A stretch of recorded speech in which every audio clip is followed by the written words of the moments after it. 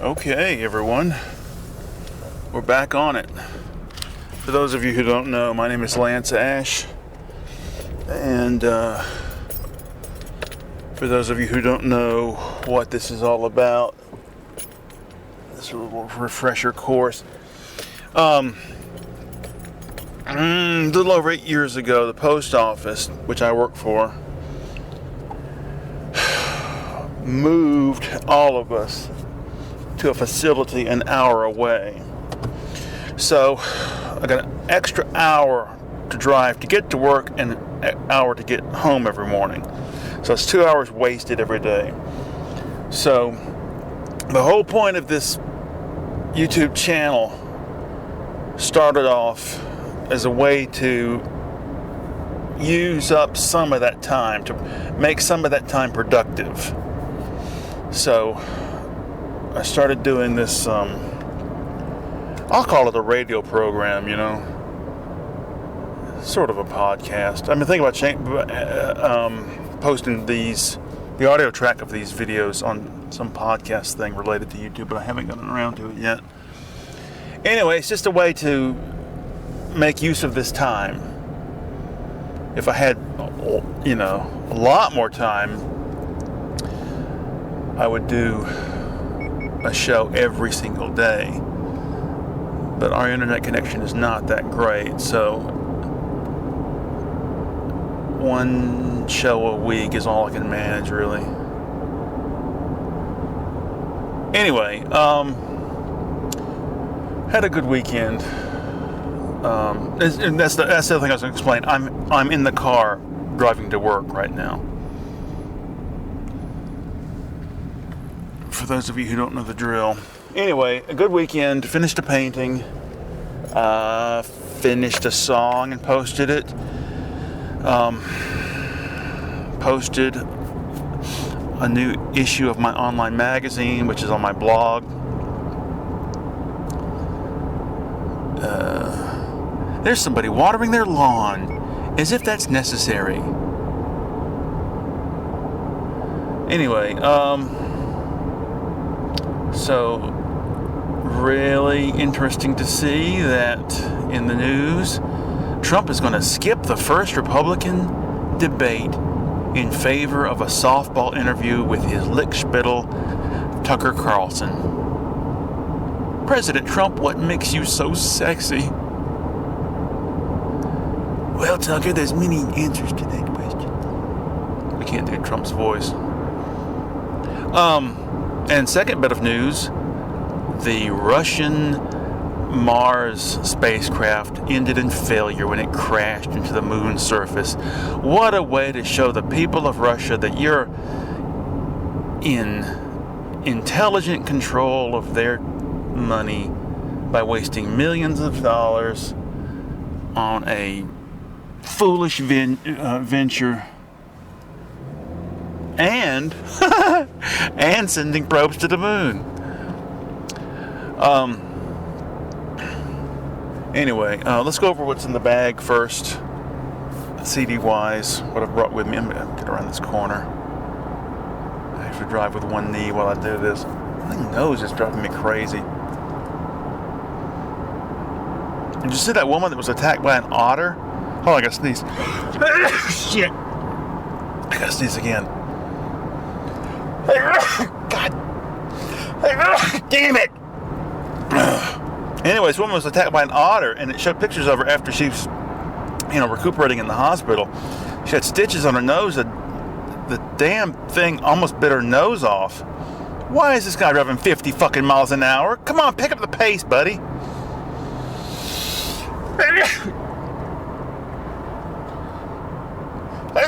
Shit! Damn it. Alright, let's start. Number 1, Electric Wizard, Dope Throne. I don't know why I picked this. It's so hard to listen to. Sonically, you have to turn it up so loud to listen to it, and it's already so loud. The sun's in my eyes, and I got stuff in my nose. Back in my nose. itch, irritate. Damn it. Alright. But I brought it anyway. Alright, next. High on Fire, the very mysterious. I'm really into High on Fire lately. They truly are a superior band. Alright, The Church, Heyday. This is a great record. This is the first one I ever got by them. I got it on cassette. Shoplifted it from this store called Richway. Yeah, Richway. Back in '87. Paisley's had made a huge comeback around that time. And the four guys in the band are all each wearing a clashing Paisley and Persian patterned shirt, and they're posed against a Persian rug. I thought it was so bizarre a picture that I shoplifted it, and then years later got it on LP, and then on CD. What's next here? Oh, this is a jazz, sort of smooth jazz saxophonist named John Clemmer. My wife and I had sort of a listening party last night, and I was pulling out stuff that I don't normally listen to, and this is one of the things I pulled out. I was like, oh yeah, this is really good. What's next here? The Rolling Stones, Some Girls. You know, I've always pronounced it. I've already pronounced the title Some Girls, or not Some Girls. But is it meant to be pronounced Some Girls? It's like the next album. I always pronounced it Tattoo You, but is it meant to be pronounced Tattoo You? I don't know. Then we got Steely Dan, The Royal Scam. My favorite album by them, all things considered. It's a great record. It's really sleazy. What do we got here? This is High on Fire, Blessed Black Wings. I need to swap the tray out on that jewel case. We have disc 1 of a German crime novel audiobook. I won't go into detail on that one. Oh, God. I'm so irritated here. This is the last one. Van Halen, Fair Warning. Before the last one came out, I would have said Fair Warning is overall my favorite. I tried listening to the very first Van Halen record last week, and, you know, I used to really like that record. It's a classic. That's the one that, you know, really they first made their mark with, but I don't like the way it's produced, and I don't know. Overall, it's a little obvious. Is that the right word? I don't know. I mean, basically, those songs were the core of their stage act that led them to getting that recording contract. How did they wind up with Ted Templeman as their producer? That just baffles me. Because he was best known as the Doobie Brothers producer. It's quite a change. Anyway, alright. I got some topics written down here. Alright. Number 1, Tom Petty. Alright. Last week, I spent some time going through some Tom Petty albums. And I've said in the past that Tom Petty's one of those artists that I really don't care for his early work. It's his later work that I like. And I pinpointed where the change starts. And I hate to say it, but it's Full Moon Fever. That's where it gets going. And I know that's a sort of commonplace remark to make. I think a lot of it has to do with the producer. You know, Jeff Lynne produced Full Moon Fever, and that was exactly the right move to make. It's the same thing with George Harrison. Everybody talks about, Phil Spector was the guy who made George Harrison great. No, he wasn't. Phil Spector was a shitty producer, and you can say all you want, but it's that 60s echoey sound, it just does nothing for me. But when George Harrison did Cloud 9 with Jeff Lynne, that's where things got going for me with George Harrison. Cloud 9 and Brainwashed, the last two records that George Harrison did, those are the best things he ever did. But what about All Things Must Pass? I just don't get it. Anyway, because I got to, Dave Stewart produced Southern Accents for Tom Petty, and it's got Don't Come Around Here No More, which is good. I mean, Tom Petty had good songs, yeah, but overall, the albums don't do it for me until you get to Full Moon Fever. And I tried listening to all of Southern Accents, and this doesn't. And then the next one is Let Me Up, I've Had Enough, which had the hit You're Jamming Me, which, again, I don't really much care for. I remember it was a hit. But then he does Full Moon Fever as a quasi-solo album. And everything after that is good. So that's the demarcation between not liking his work and liking his work overall. And he got better and better and better after that. Strange that he died like that, anyway. My wife and I were listening to music online too, and she chose Digital Underground Humpty Dance. I had no idea that Shock G died, and of an overdose too. I'm not familiar with the rest of their work other than that one song. That song's good, the video's good. His whole shtick was entertaining.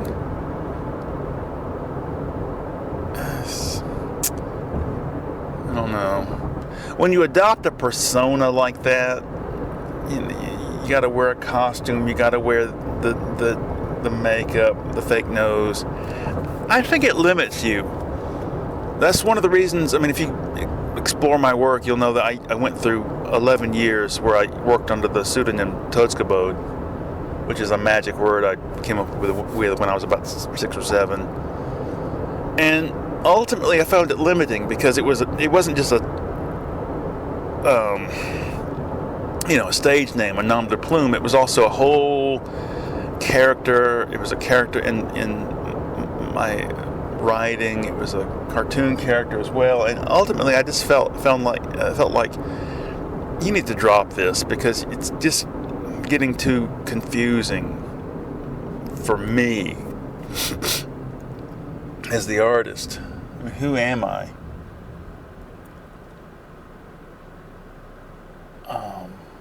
I'm sure Paul Rubens got sick of the dichotomy between himself and Pee Wee Herman, as a lot of those people do. When Groucho Marx started doing You Bet Your Life on television, the producers wanted him to wear the grease paint mustache and eyebrows on television. And he told them, no, I'm not doing that. Those days are over. So he compromised by growing a mustache. It must be hard to be. The latest song I posted, Today's the Day, is a little bit about that. I've never really been in show business. I used to want to be, but then I realized many years later that I'm not a performer. not an on-stage performer type person, because I don't give a shit. If I was a performer, I would be like Miles Davis and just ignore the audience. Don't say a word to them. Don't even look at them. What is this guy's problem? Come on. Listen to him. Listen to him. Anyway. Alright, I'm discursive there, but let's see what's next on the list. Reasons for vegetarian. Years ago, Penn and Teller on their bullshit show had an episode on vegetarianism, and they were running it down, and they were running it down from the perspective that vegetarians don't eat meat because they don't believe in harming animals, and they think that harming animals is wrong, and that was their only take on it. And it's just not true. There's not one reason why somebody is a vegetarian. And I was reminded of it because I was watching Dr. Katz, and one of the comedians on the show was doing a shtick about his girlfriend's a vegetarian, and it was the same thing. You wouldn't eat your cat, would you? Well, I'm a vegetarian, not a vegan, because I do eat eggs and I eat cheese. But I'm not a vegetarian because I think killing animals is wrong. As this woman I met years ago pointed out, I wear leather shoes, wear a leather belt. I just don't think that the human body is evolved to eat mass quantities of meat. I think, if anything, we're probably designed to eat bugs. And I'm not going to eat bugs unless famine comes across the land. Anyway, I just wanted to point out, just because someone's a vegetarian doesn't mean that they're a... I've become, over the years, opposed to, what's the word? Mass meat production, the whole feedlot, assembly line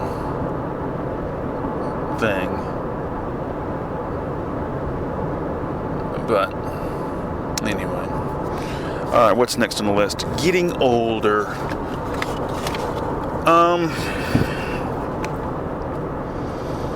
I'm 53, and for the most part, I feel pretty much as I always have. I was never particularly athletic. I got a little bit,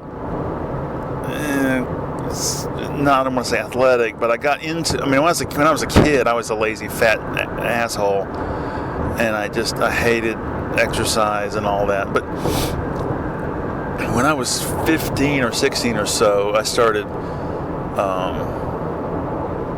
getting into running, lost a lot of weight, and so I don't know what it's like. There's a lot of people, they were athletes when they were kids, they were athletes all through high school, and they can see and feel the difference as they get older. They know what their body used to be like and be capable of, and they can't do it anymore. And for some of them, it's a big source of depression or whatever, but I don't really feel that way.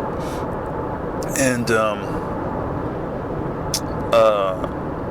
other than my back hurting at work sometimes, I really don't physically feel very different. And the other thing is, mentally, and I guess you might say emotionally, I feel better and better all the time.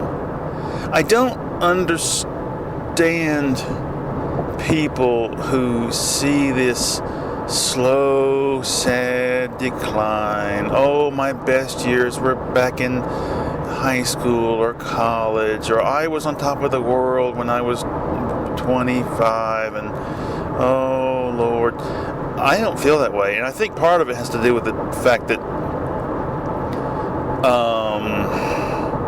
like I say, my work and self-esteem isn't, when I say work, I mean my art, isn't based on interaction with the crowd or trying to please some audience. It's I'm measuring myself against myself, and for me, the work gets better and better because you refine your technique and you boil down what you're doing more and more to the essence. So, I don't know. I'm a little bit pissed off that I'm going bald in the back. If I was going bald front to back, I don't think I would mind as much. But back to front, it's irritating because, I can't see it. It's back there. Ooh. But, front to back, you get a bigger forehead, which I think it can be kind of cool. But anyway, we're approaching the end of the episode. I'm trying to think if there's anything else.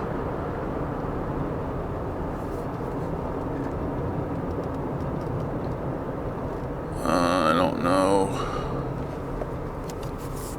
I'm trying to think of something big to end on here. Well, shit. I don't know. I guess that's about it. Oh, fuck. I'm so sorry. I wanted to end on a high note, but bye-bye.